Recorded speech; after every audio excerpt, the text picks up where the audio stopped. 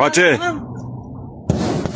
Ushbu holatni siz ham ko'rgan bo'lsangiz kerak. Maktabga telefon olib kelish mumkin emasmi? Ushbu harakatlarni sodir etishga direktorning haqqi bormi?